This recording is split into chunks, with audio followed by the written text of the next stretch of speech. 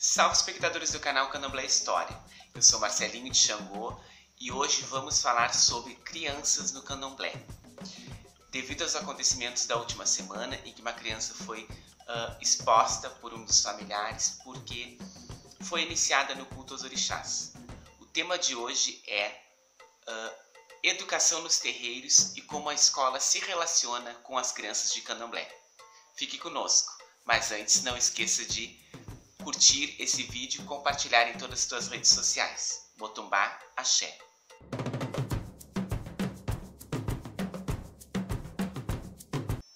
Olá! Em todos os cultos no Brasil e no mundo é comum encontrarmos crianças iniciadas professando sua determinada fé. No Brasil, principalmente, quando nascemos, somos apresentados ao cristianismo católico. Mais do que isso, com o crescimento das religiões neopentecostais, outras vertentes do cristianismo também iniciam crianças. Quando o assunto trata-se de crianças de Candomblé, vira sempre polêmica.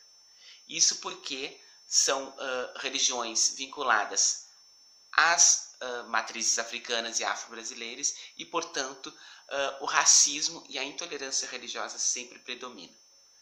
Mas as polêmicas que geram em torno da iniciação de crianças no Candomblé são também dentro do culto. E por isso, hoje eu apresento para vocês um livro ao qual eu considero essencial, chamado Educação nos Terreiros e como a escola se relaciona com crianças de Candomblé. É um livro lançado em 2012, 2013, pela editora Palace e pela FAPERJ, da professora doutora Stella Guedes Caputo. Stella Guedes Caputo é uma jornalista que em 1996 fez uma matéria para um jornal no Rio de Janeiro, intitulada mais ou menos como Netos de Santo, que falava da herança da cultura africana dessas crianças de Candomblé. Portanto, as imagens dessa matéria a qual ela produziu não pertenciam a ela, pertenciam ao jornal. E sendo assim, o jornal teve a liberdade de vender essas imagens e acabou vendendo para uma liderança da Igreja Universal do Reino de Deus, ao qual produziu no jornal da IURD uma matéria intitulada Filhos do Demônio, com as imagens daquelas crianças. Inclusive são as crianças da capa e contracapa. Pois bem, instigada por isso, Stella foi aprofundar-se no universo do Candomblé e principalmente da relação dessas crianças nesses cultos. Fez mestrado e doutorado com o mesmo tema. Foram 20 anos de pesquisa que resultaram nesse apaixonante livro. Por que apaixonante? Porque foi o primeiro livro no Brasil em que fala sobre crianças no Candomblé. A gente tem uma gama de bibliografia que discute o culto em todas as regiões do país, mas sobre crianças no Candomblé foi o primeiro estudo realizado. E, na minha opinião, realizado com excelência. A professora Stella atualmente tem um grupo de pesquisa lá na UERJ, ao qual ela é professora, chamado Quequerê, Olhar Miúdo, ao qual ela trabalha com fotografia de crianças de terreiro. É muito interessante.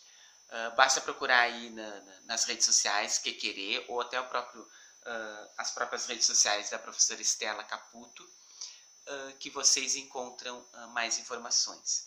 A tese de doutorado está disponível na internet, mas ela é um pouquinho diferente do livro. O livro é numa linguagem aberta, principalmente para as comunidades de Candomblé. E é por isso que eu trago para vocês.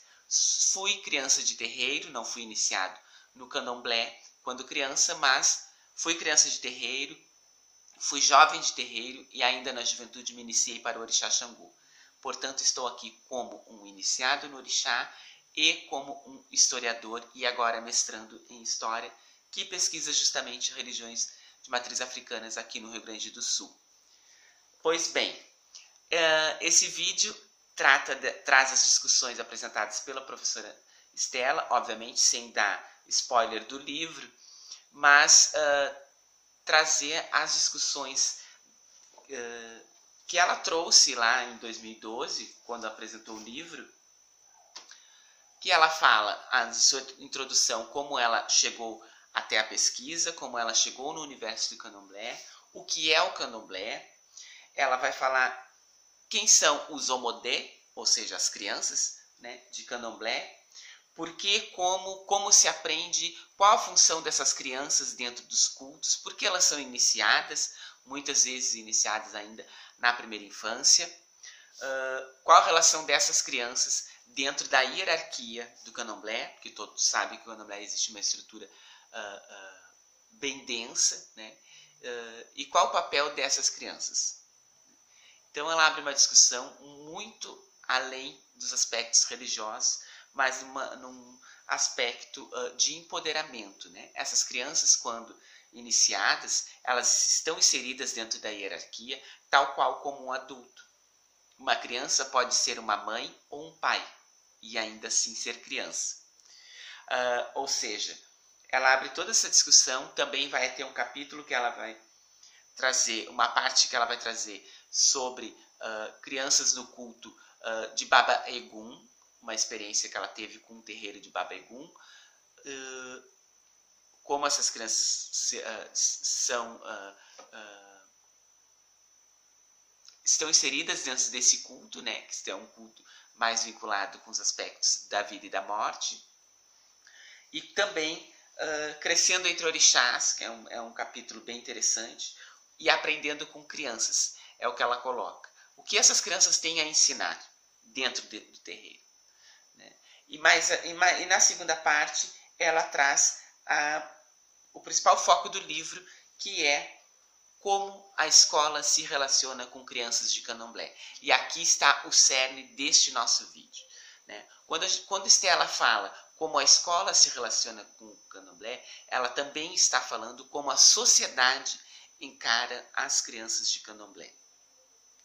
Como essas crianças também se relacionam na escola. Elas têm orgulho de sua religiosidade? Elas não têm? Elas buscam se empoderar? Elas buscam expressar a sua fé? Ou não? Como as professoras? Ela está falando da realidade do município do Rio de Janeiro, do estado do Rio de Janeiro, onde o ensino religioso ele é obrigatório, né? Embora as famílias tenham permissão de não querer, mas existe um concurso público lá em que lideranças religiosas se inscreveram e são professoras e professores do ensino religioso. E como o candomblé é retratado dentro dessas escolas?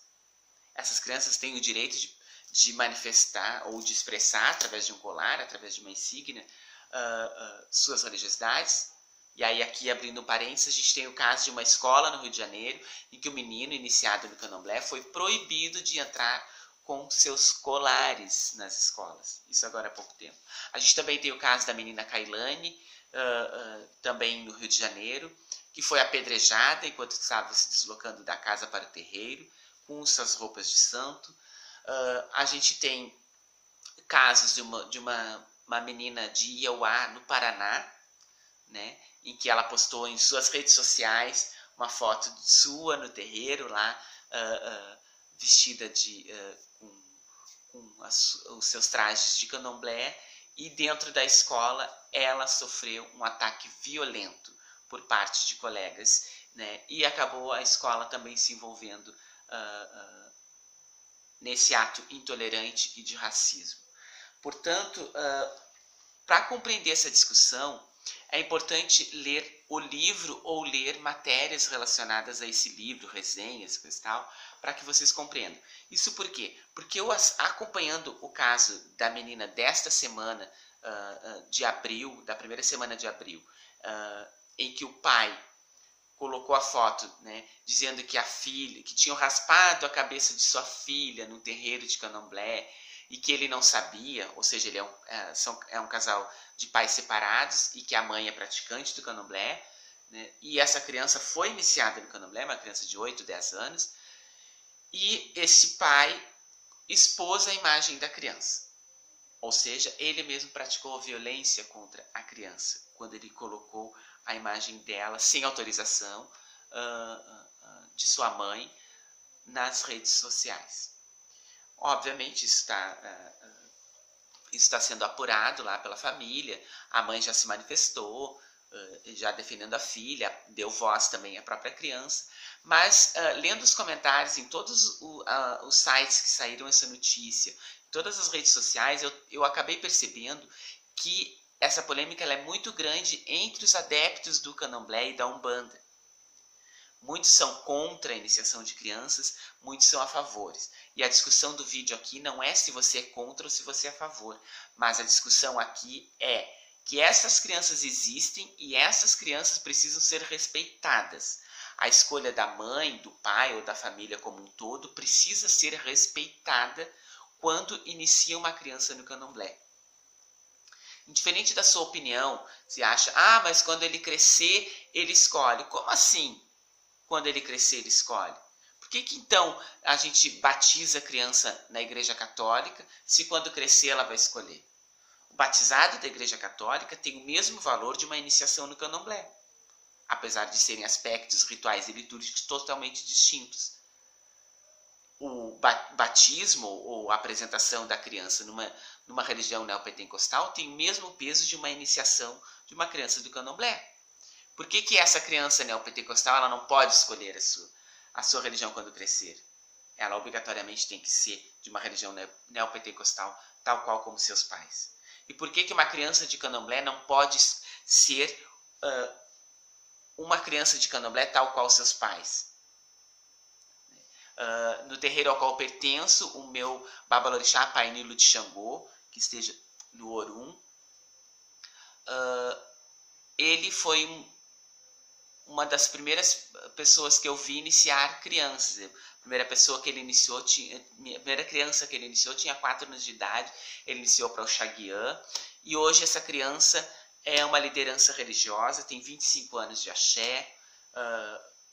Então, se ele não iniciou lá por N motivos, que não vem aqui ao caso, mas se essa criança, quando crescesse, não quisesse cultuar o orixá, a responsabilidade do culto àquele orixá seria da mãe daquela criança.